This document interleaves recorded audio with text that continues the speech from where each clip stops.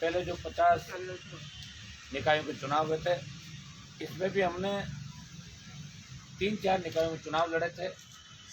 पंचायत चुनाव में ज़्यादा व्यस्तता की वजह से सब जगह इलेक्शन नहीं लड़ पाए। हमने पहले भी कहा था कि आरएलपी का शहरों में प्रभाव धीरे धीरे बढ़ रहा है और पंचायत चुनाव हमने 106 जिला परिषदों में पंचायतों के चुनाव लड़े और जिसमें लगभग 4 लाख वोट राष्ट्रीय लोकतांत्रिक पार्टी ने राजस्थान में प्राप्त किए। और जो पिछले चुनाव थे 50, उनमें भी चौमू के अंदर हमारा खाता खुला और जो 90 निकायों के चुनाव है वो पुरजोर तरीके से आरएलपी पार्टी किसान आंदोलन के साथ साथ ये चुनाव भी लड़ने जा रही है और तीनों उपचुनाव भी जो राजस्थान के अंदर होने वाले हैं वो राष्ट्रीय लोकतांत्रिक पार्टी अकेली अपने दम पे तीनों उपचुनाव राजस्थान के अंदर लड़ेगी। निकायों के अंदर नगर निगम हो, चाहे नगर परिषद हो या नगर पालिका हो, भ्रष्टाचार का आलम यह है कि 2-2 पट्टे दे दिए गए। पूर्व मंत्री हमारे आपके जो मंत्री अभी वर्तमान के अंदर शांति धारीवाल जी, उन पे भी उस समय एकल पट्टा और एक मृत व्यक्ति को देने का भी प्रकरण दर्ज हुआ। कई मामले इन पर भी दर्ज हुए। जो भी स्वायत्त शासन मंत्री बनता है वो रातों रात अरब खरबपति बन जाता 5 साल के अंदर। और 22 साल से जो वसुंधरा गहलोत का गठबंधन है राजस्थान में अखंड भ्रष्टाचार के अंदर डूबे में। आज आपने मैं अखबार के अंदर पढ़ रहा था कि वसुंधरा की हिम्मत देखो आप कि अलग से एक समानांतर सूची जारी कर दी, मतलब प्रधानमंत्री को चैलेंज कर दिया। हमने तो एनडीए के अंदर एनडीए इसलिए छोड़ा कि किसानों के समर्थन के अंदर हम लोग थे, बाकी बिलों का समर्थन भी किया था, लेकिन एनडीए छोड़ने का मकसद ये था कि तीनों कृषि बिल किसान विरोधी है। पहले हमने चेतावनी दी, हमारी बात नहीं मानी, तब हम एनडीए से अलग हुए।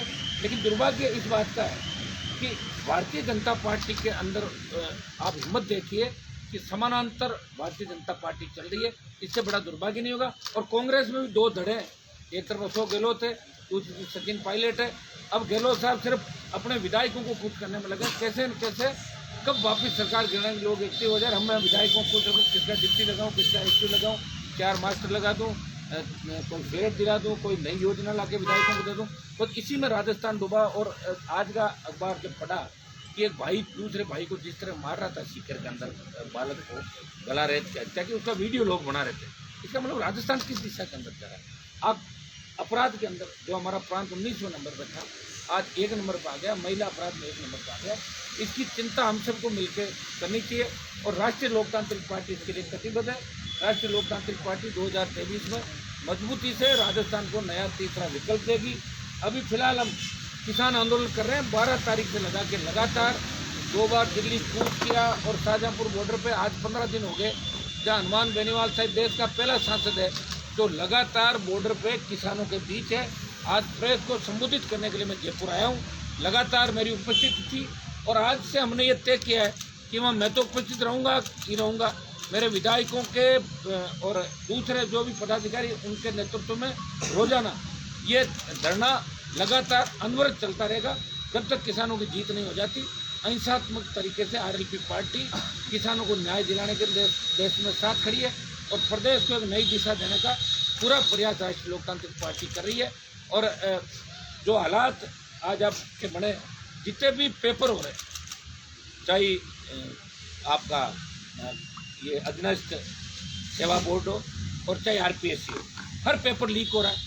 मैं तो धन्यवाद दूंगा प्रेस को कि आप लोग इस बात को छापते हो और संघर्ष के बाद पेपर वापस रद्द करे जाते हैं, इससे बड़ा दुर्भाग्य नहीं होगा। और वसुंधरा के समय भी आपने देखा होगा कि पीएमटी का एग्ज़ाम जो आरयूएचएस से करवाया था, वो एग्ज़ाम बड़े आंदोलन के बाद हम लोगों ने जो विधानसभा के अंदर मामला उठाया, आप लगातार लग रहे, तब उस एग्ज़ाम को रद्द किया गया और आरपीएससी का चेयरमैन उस समय भी गिरफ्तार हुआ था। और आज आरपीएससी पे ऐसे आदमी को बिठा दिया जिसने हम तमाम नेताओं के फ़ोन टेप किए थे जब गहलोत की सरकार गिर रही थी, उसे इनाम दिया गया कि आपने फ़ोन टेप किए, आपने दिल्ली के अंदर एसओजी की टीम को भेजा गिरफ्तार करने के लिए कई लोगों को, ये इनाम स्वरूप आप आरपीएससी का चेयरमैन बनाया गया था। आखिर बीएल जाटा उसके अंदर ऐसा क्या है, आखिर ऐसा क्या उन अधिकारियों के अंदर है। एसओजी में आपने जिसको चीफ बनाया जो वसुंधरा थी, उसी व्यक्ति की चलती थी और आज उसी व्यक्ति को इसलिए इनाम दिया कि कैलाश मेघवाल बोले कि गहलोत की सरकार मत गिराओ, तो उसके दामाद एसओजी का चीफ बना दिया। सारा मिलाजुली का खेल राजस्थान के अंदर चल रहा है। किसान आंदोलन के अंदर जीत के बाद राष्ट्रीय लोकतांत्रिक पार्टी राजधानी को भी घेरेगी। हमारे जो हुंकार के मुद्दे थे, मुफ्त बिजली, संपूर्ण कर्ज माफी जो राहुल गांधी कह के गए थे, घोषणा पत्र में लिखा कांग्रेस ने, कि 1, 2, 3, 4, 5, 7, 10 दिन के अंदर हम कर्जा माफ़ करेंगे। राजस्थान का 1 रुपये का कर्जा माफ़ नहीं हुआ। मुफ्त बिजली जो पूर्ववर्ती सरकार ने 5 हॉर्स पावर की करी थी, वो भी आदेश इन्होंने वापस ले लिया। और स्टेट हाईवे जो टोल मुक्त पूर्ववर्ती सरकार से हमारे दबाव के अंदर उकार रैलियों के बाद किया था, वो भी आदेश वापस ले लिया। टोल मुक्त राजस्थान, कर्ज माफ़ी, बेरोजगारी भत्ता जो घोषणा पत्र के अंदर लिखा कि हम बेरोजगारी भत्ता देंगे, लेकिन मुझे नहीं लगता किसी को बेरोजगारी भत्ता राजस्थान के अंदर दिया होगा। तमाम राजस्थान को बचाने के लिए नौजवानों को रोजगार के साधन मिले, डिग्री के बाद रोजगार की गारंटी हो, किसान को उसका हक और अधिकार मिले, और किसान आंदोलन में किसानों की दिल्ली में जीत हो और नए राजस्थान का निर्माण हो। इसके लिए राष्ट्रीय लोकतांत्रिक पार्टी कटिबद्ध है और हम लोग मिलकर एक नई लड़ाई, दिल्ली की लड़ाई की जीत के बाद प्रदेश के अंदर एक बड़ा आंदोलन और खड़ा करेंगे, राजधानी को भी घेरेंगे और कांग्रेस और भारतीय जनता पार्टी के मिले जुले खेल को, गठबंधन को खत्म करके और हम लोग इस राजस्थान को नई दिशा देंगे। ऐसा राजस्थान बनाएंगे जहाँ आज से 25 साल पहले बाहर से लोग आकर राजस्थान में रहते थे, पढ़ाई कराने के लिए यहाँ जयपुर में आते थे कि हमारे बच्चे जयपुर में इसलिए पढ़ाते हैं कि भाई जयपुर सुरक्षित है, शांत है। आज न तो जयपुर सुरक्षित है, न मंदिर में पुजारी सुरक्षित है, न थानों में जो परिवार लेके जाती है न्याय के लिए महिला, उनके साथ दुष्कर्म की घटनाएं राजस्थान के अंदर हो रही है। तो मुझे नहीं लगता कि राजस्थान सुरक्षित है। आप और हम सबका कर्तव्य कि राजस्थान को नई दिशा दें और सुरक्षित और अपने सबके सपनों का राजस्थान बने और राजस्थान आगे बढ़े, विशेष राज्य का दर्जा भी राजस्थान को मिले। ये पुरजोर तरीके से लोकसभा के अंदर आप देखते हो, मैं पुरजोर तरीके से मामला भी उठाता हूँ। नदी नालों से तमाम हर किसान के खेत को सिंचाई का पानी मिले, इन तमाम मुद्दों को लेकर आरएलपी पार्टी दिल्ली के आंदोलन में जीत के बाद राजस्थान में नया आंदोलन नए साल के अंदर छिड़ेगी। हनुमान जी, निकाय चुनाव में क्या रणनीति रहेगी? आने वाले 3 विधानसभा के उपचुनाव भी देखिए, 3 विधानसभा उपचुनाव और निकाय चुनाव में हमारी रणनीति, तो निकाय चुनाव का मैंने बता दिया, अखंड भ्रष्टाचार के अंदर निकाय डूबे हुए हैं। नया मतलब भ्रष्टाचार मुक्त पालिका बने। अगर आरएलपी के चेयरमैन बनते हैं, आरएलपी चारों जीती, तो तमाम भ्रष्टाचार के खिलाफ हमारी जो लड़ाई जारी रहेगी। और एक आज आम आदमी जैसे निकाय के अंदर रहता है, जयपुर में रहता है, नगर निगम बन गए जयपुर में, तो यहाँ आम आदमी जो नया आदमी जयपुर के अंदर रहेगा या जो कच्ची बस्तियों के अंदर रहते हैं, कच्ची बस्तियों में नियमन के नाम से कैंप लगाए जाते हैं, लेकिन नियमन होता नहीं, घुमा भी अपने नाम से करा के सारे नियमन कराता। आप जानते हो कितने बड़े घोटाले हो रहे हैं। आम आदमी को पीने का पानी नहीं मिलता, सड़क बिल्कुल, पीने का पानी, सीवरेज, नहीं तो समस्याएं, इनके समाधान की हम कोशिश करेंगे। और तीनों उपचुनाव के अंदर आरएलपी पार्टी, कांग्रेस और भारतीय जनता पार्टी बार बार ये कह रही है ना कि आरएलपी, हमने 50 चुनाव में जीत दर्ज की, आरएलपी को वोट कम मिले, तो हम दोनों पार्टियों में इनकी औकात दिखाएंगे तीनों उपचुनाव के अंदर। तीनों उपचुनाव में जनता ये संदेश दे देगी कि राष्ट्रीय लोकतांत्रिक पार्टी 23 में राजस्थान में कितना दम रखेगी और किस दिशा को जाएगी। हमारी रणनीति यही रहेगी कि आज ही हम तमाम जो 90 निकाय है इनके प्रभारियों की घोषणा कर रहे हैं। वहाँ के संबंधित जिलाध्यक्षों के साथ साथ एक हर जिले का एक प्रभारी हम यहाँ से नियुक्त करेंगे और वो मिलकर कल ही बैठ कर लेकर जो भी बायोडेटा लेने चालू करेंगे और हम चुनाव लड़ेंगे। निश्चित रूप से राजस्थान का जवान चाहे निकाय के अंदर और पंचायत के अंदर, वो एक बदलाव राजस्थान में चाहता है और ये बदलाव निश्चित है। जब दिल्ली के अंदर बदलाव हो सकता है, जो देश की राजधानी है, जहाँ लोग स्टेट में सरकार दूसरी चाहते हैं और दिल्ली में दूसरी चाहते हैं, तो राजस्थान के अंदर भी होगा। 25 सीट टाइम से भारतीय जनता पार्टी का दिमाग ज़्यादा खराब हो गया, ये भूल गए कि आरएलपी के बिना इनकी 25 सीट नहीं थी। इन तीनों उपचुनाव में बीजेपी को भी सबक सिखा देगा। ये 3 में से कितनी सीट पे दावा है आपका जीत का? गुटबाजी में है और आम जनता के कार्य नहीं हो रहे, युवाओं की जो है भर्तियों में गड़बड़ी हो गई। देखिए, मैं तो BL जाटव को बर्खास्त करने की कड़ी मांग करी थी, आरपीएससी के चेयरमैन के खिलाफ मैं बोल ही रहा हूँ, लेकिन एक बार जो किसानों का आंदोलन पूरे देश में चलता है, हम चाहते हैं उस आंदोलन में दिल्ली की सरकार संवेदनशीलता बरतें, किसानों की बात माने और उसके बाद नए राजस्थान के निर्माण के लिए राष्ट्रीय लोकतांत्रिक पार्टी बड़ा आंदोलन राजस्थान के अंदर करेगी, जिसमें भर्तियों से लेके तमाम अपराध से लेके तमाम जो मुद्दे हैं, बार बार पेपर लीक हो रहे हैं, राजस्थान की प्रतिष्ठा गिर रही है, आरपीएससी की साख पे बट्टा लग गया, इन सब को लेके बड़ा आंदोलन हम राजस्थान के अंदर करेंगे। उसकी घोषणा भी हम जल्द करेंगे। 3 में से कितनी पर दावा है आपका? तीनों ही क्लीन स्वीप है, क्लीन स्वीप कर रहे हो? तीनों सीटें राष्ट्रीय लोकतांत्रिक पार्टी जीतेगी राजस्थान में। हनुमान जी, निकाय चुनाव के जो अभी पिछले चुनाव हुए 50 के, उसमें पार्टी की परफॉर्मेंस अच्छी नहीं रही, फिर अब कैसे सुधरेगी? देखिए, परफॉर्मेंस अच्छी रही ना, दो तीन जगह लड़ाई हमने, चोमू बेरोड और वहाँ अच्छी रही, चोमू में खाता खुल गया। देखिए, अभी ये तो नहीं, मैंने आपको कल ही बता दिया कि शहरी क्षेत्र में राष्ट्रीय लोकतांत्रिक पार्टी का इतना बड़ा अभी जनाधार बना नहीं, लेकिन हमारे पास 3 साल का समय, शहर का मतदाता भी इस संघर्ष में राजस्थान को बचाने के लिए हमारे साथ आ जाएगा। अभी वो सोच रहा है कि हनुमान बेनीवाल जी विकल्प देंगे कि नहीं देंगे, उनको भी तो डर लगता है ना कि कहीं वापिस इधर उधर गठबंधन नहीं कर लें, तो उनका डर खत्म हो जाएगा। शहर का मतदाता भी राष्ट्रीय लोकतांत्रिक पार्टी के साथ जुड़ेगा। और गाँव में मैंने आपको बता दिया कि 4 लाख वोट लिए 106 जिला परिषदों के अंदर। जहाँ से मैं आता हूँ नागौर के अंदर आपने देखा होगा 3 लाख मत लिए, 9 जीत गए और 12-15 से ज़्यादा जगहों पर दूसरे नंबर पर है, लेकिन अलग लड़ाया हमने। बाड़मेर के अंदर भी 1 लाख से ज़्यादा वोट लिए। तमाम जगह बीकानेर, अजमेर, भीलवाड़ा, सीकर, जहाँ सीकर में हमारी 50 वोट जिला प्रधारी, हर जगह राष्ट्रीय लोकतांत्रिक पार्टी ने अपना परचम कराया और ढाणी ढाणी गाँव तक आरएलपी पहुँच गई। अभी आप जब अपनी बात कह रहे थे तो आपने कहा कि कांग्रेस में भी 2 गुट हैं, एक पायलट का एक गहलोत का। तो डोटासरा किस गुट में है या उनका भी कोई गुट है? अब ये तो देखो कांग्रेस की अंदरूनी राजनीति है, इसके बारे में इसलिए ज़्यादा नहीं कहना चाहता कि कांग्रेस का भी ये अंतिम कार्यकाल है राजस्थान के अंदर। के भी इसमें कांग्रेस आपको नजर ही नहीं आएगी जिस हिसाब से कांग्रेस पार्टी चल रही है, जिस हिसाब से कांग्रेस के मंत्री अखंड भ्रष्टाचार के अंदर डूबे हुए। परिवहन घोटाला, आपका रेवेन्यू मिनिस्टर अखंड भ्रष्टाचार के अंदर डूबा हुआ है। और ऐसे में 1 दर्जन मंत्रियों के नाम सबके नहीं बताना चाहता, ये अपने आप समय के साथ हिला दे, क्योंकि नाम बता के भी क्या करेंगे। आज जब हनुमान बेनीवाल एक MP का प्रिविलेज दिल्ली में अटका हुआ है, JP नड्डा जी की गाड़ी पे हमला होता है और 3 अधिकारियों का केंद्र बदल दिया जाता है, और हनुमान बेनीवाल और एक दिल्ली के मंत्री की गाड़ी पे हमला होता है, अभी तक कोई कार्रवाई नहीं होती। इसका मतलब समझ लो हमारे साथ दिल्ली भी सौतेला व्यवहार कर रही है और राजस्थान तो करेगी, क्योंकि हम दोनों से लड़ रहे हैं। तो आप अंदाज लगाओ इस बात का किन परिस्थिति में हनुमान बेनीवाल लड़ाई लड़ रहा है। यहाँ भी लड़ रहा हूँ, वहाँ भी लड़ रहा हूँ, सड़क पर बैठा हूँ और जान जोखिम में डाल के अपराधियों से लड़ाई लड़ी पिछले 10 साल राजस्थान से। तभी तो नई पार्टी का निर्माण किया। बाकी बड़े बड़े नेता आपकी पार्टियों की बात जरूर करते थे, या तो कोई रद्दी की पार्टी उठा के लाते सेकेंड हैंड, और या फिर ठेला लेके वापिस पार्टियाँ ज्वाइन कर ली लोगों ने। कहाँ दम है लोगों के अंदर, बताओ मुझे। क्या ये भी नई पार्टी की आर्ट है क्या? ये समर्थक मंच वाले, ये भी समर्थक कौन सा? ये समर्थक मंच बना रहे हैं। 25-25 जिलों में कार्यकारिणी गठित कर दी है वसुंधरा राजे समर्थक मंच। अब उनका तो वो जाने, लेकिन मैंने आज अखबार के अंदर ही पढ़ा कि ऐसी बात सोशल मीडिया के माध्यम से देख रहा था। मैं तो चाहता हूँ जितनी ज़्यादा पार्टियां बने राजस्थान के अंदर उतना ही राजस्थान का भला होगा। कम से कम कांग्रेस और बीजेपी की दादागिरी खत्म हो जाएगी राजस्थान में।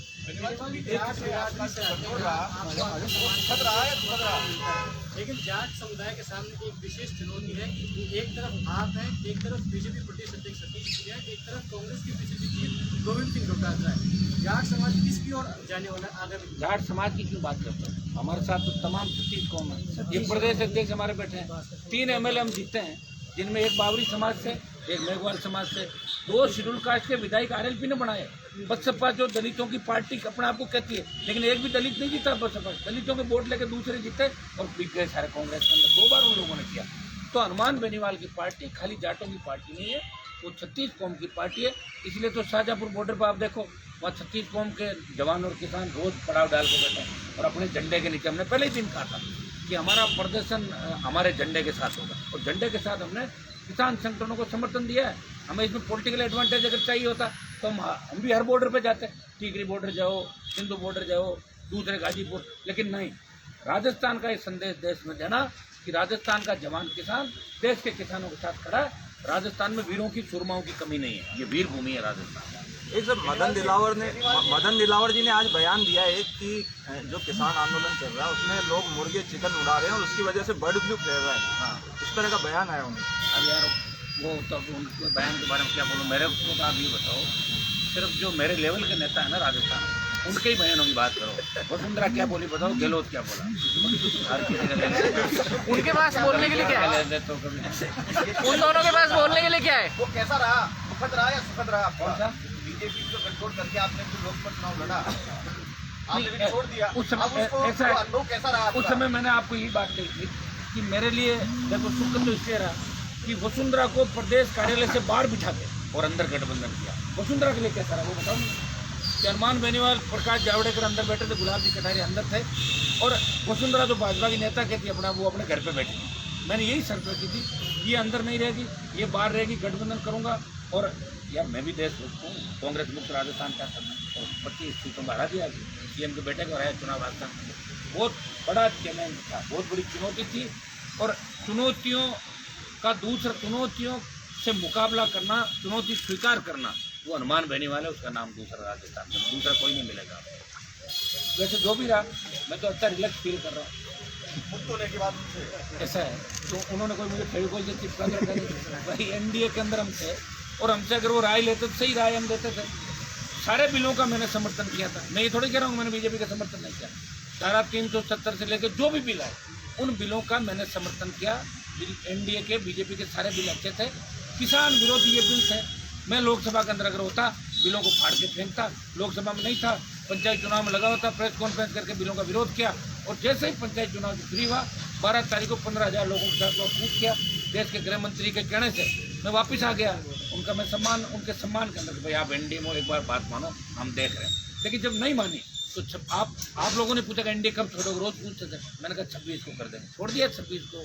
जो कहा वो करके दिखाया राजस्थान के अंदर, देश के अंदर। और पहला सांसद हूँ तो सड़क पर बैठा हूँ लगातार। जैसी पार्टी आंदोलित है, अकाली दल भी इस मुद्दे पे किसान संगठनों के साथ है, लेकिन अकाली दल के एमपी सड़कों में नहीं बैठे।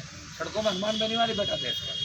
लेकिन हनुमान जी बीजेपी के बड़े नेता ये कह रहे हैं कि वो कहावत हनुमान बेनीवाल पूरा कर रहे हैं कि अंगूर नहीं खा पाया तो अंगूर खट्टे हैं, मंत्री नहीं बनाया। कौन से नेता ने कहा आपको बताओ?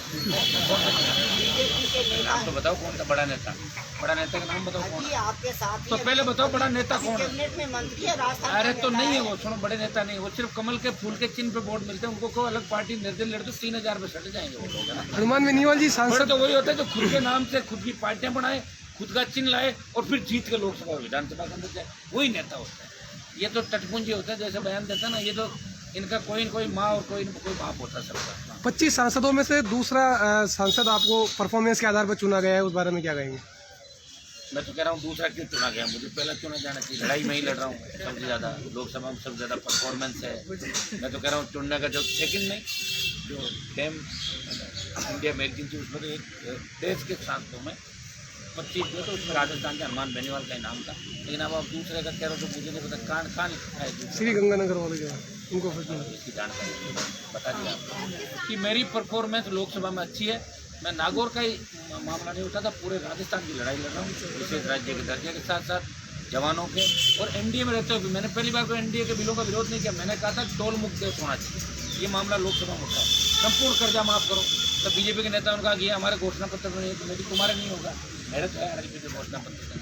तो मैं मेरी बात पुरजोर तरीके से कहता हूँ, राजस्थान का मान सम्मान हनुमान बेनीवाल लोकसभा में बढ़ा रहा है और लड़ाई लड़ेंगे। किसान आंदोलन में जीत के बाद प्रदेश की सरकार को घेरेंगे और गहलोत वसुंधरा गठबंधन जो चल रहा है इसको भी तोड़ेंगे राजस्थान।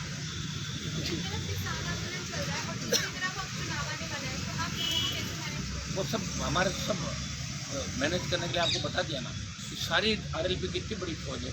जिस निकाय में चुनाव होगा परवारी हम लगा देंगे, चले जाएंगे, वो निकाय के लोग खुद ही लड़ेंगे अपना। हनुमान बेनीवाल की आवाज़ हर जगह पहुंचेगी। जो हमें मानेगा वोट दे देगा और हमें जो पसंद नहीं करेगा वो कांग्रेस बीजेपी के अंदर वोट डाल देगा। मैंने लड़ने की तो बात कही, मैंने थोड़ी कहा मैं तो निकाय जीत जाऊंगा। लड़ाई लड़ेंगे और लड़ते लड़ते जब देश को आज़ादी मिली तो 200 साल तक लंबी लड़ाई लड़नी पड़ी थी। कई लोगों ने साथ दी और राज दूसरों को मिला। तो हनुमान बेनीवाल लड़ाई लड़ रहा है, तो जरूरी नहीं कि मैं ये कहूँ 24 के अंदर मैं सत्ता के उस सीट पर बैठ जाऊँगा। लड़ाई लड़ूंगा और कांग्रेस और भारतीय जनता पार्टी का दिमाग समय समय पर ठीक करता रहूँगा राजस्थान। किसान आंदोलन के समर्थन में कांग्रेस की सड़कों पर है धरना। कांग्रेस सड़कों पर कहाँ है? कांग्रेस वाले तो 2 घंटे धरना दिया, वो भी कब?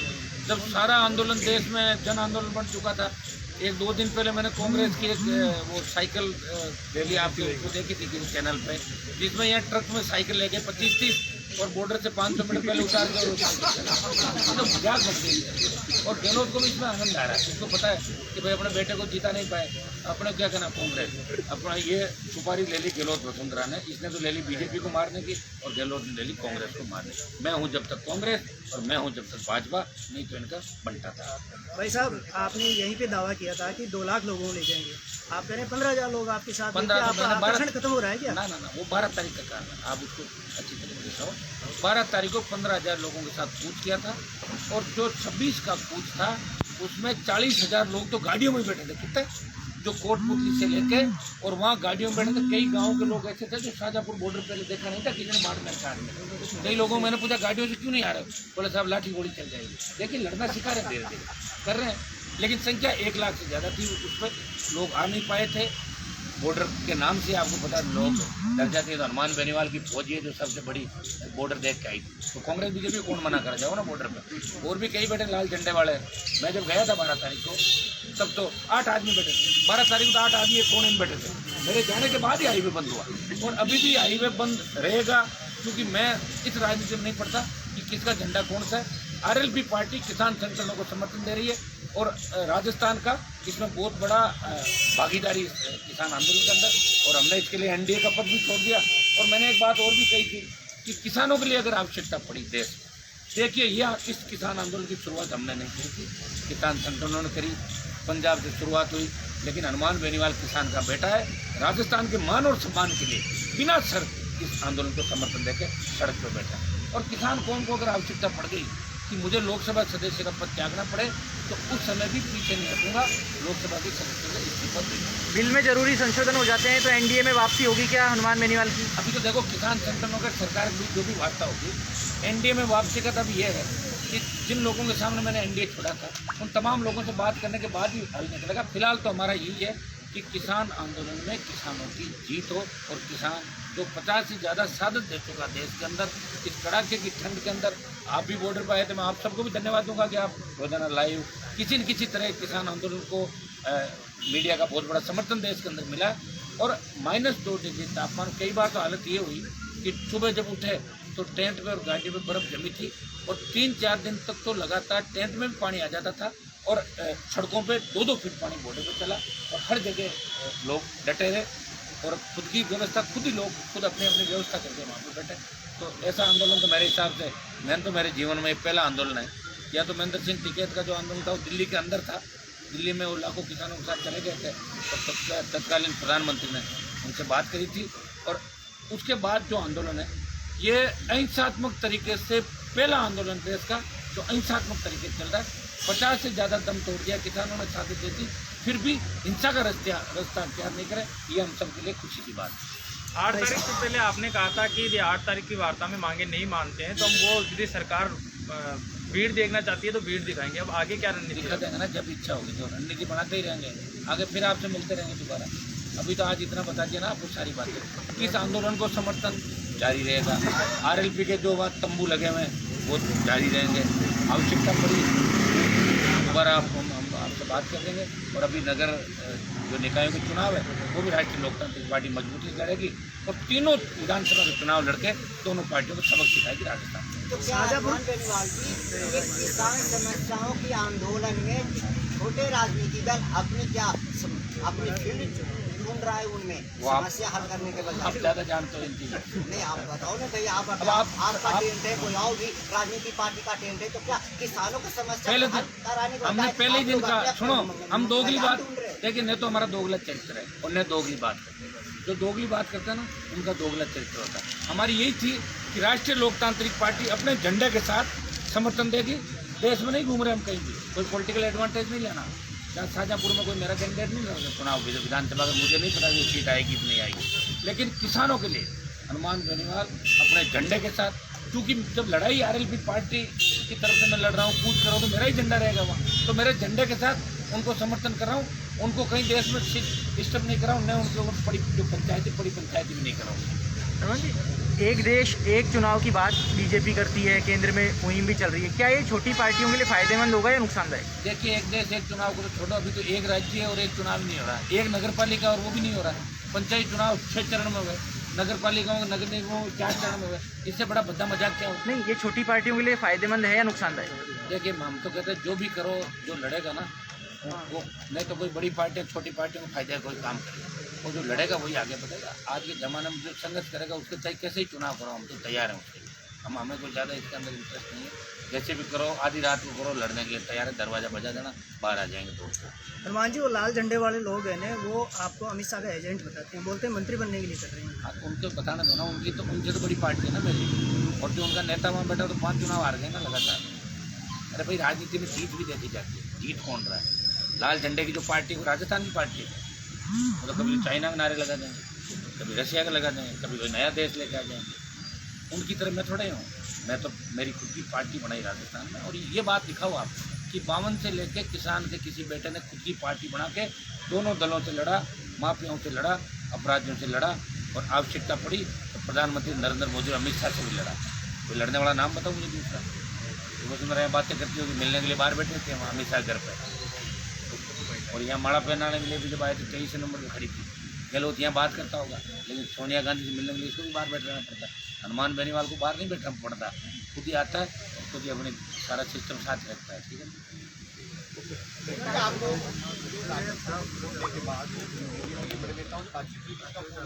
मैं क्यों करूँगा, मेरे क्या काम है।